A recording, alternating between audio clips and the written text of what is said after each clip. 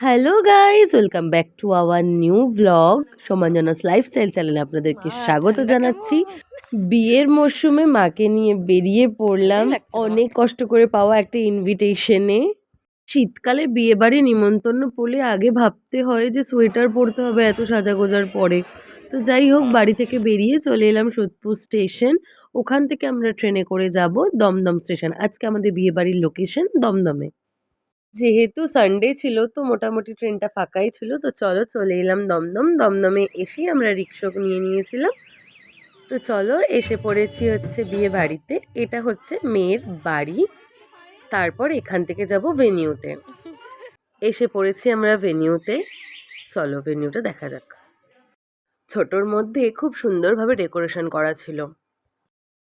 এই জায়গাটা ছিল মেয়ের বসার জায়গা, সেটাও খুব সুন্দর ডেকোরেট করা। তো চলো এবার হচ্ছে পেট পুজোর পালা। মাকে নিয়ে চলে গেছিলাম প্রথমে কফি কাউন্টারে, তারপর চলে গেছিলাম স্ন্যাক্স কাউন্টারে। ক্রিসপি চিলি বেবি কর্ন আর সাথে ছিল চিকেন ফিঙ্গার, দারুণ ছিল। এদিকে আমরা স্ন্যাক্স খেতে খেতে শুনলাম বরের গাড়ি নাকি চলে এসছে। তো এই হচ্ছে বরের এন্ট্রি।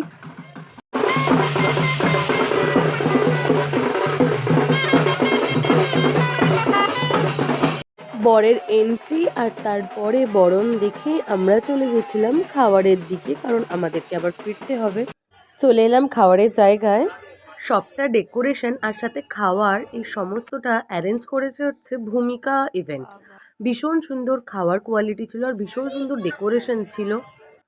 পেট পুজো কমপ্লিট করে আমরা কাকিমার সাথে দেখা করতে গেছিলাম যে আমরা বেরিয়ে যাচ্ছি ওনাকে বলতে। তো বাইরে বেরিয়েই ছিল হচ্ছে পানের স্টল। এখান থেকে পান চেবাতে চেবাতে রওনা দিলাম বাড়ির উদ্দেশ্যে। তো ভিডিওটা ভালো লাগলে লাইক কমেন্ট শেয়ার করো। চ্যানেলে নতুন হয়ে থাকলে ডু সাবস্ক্রাইব।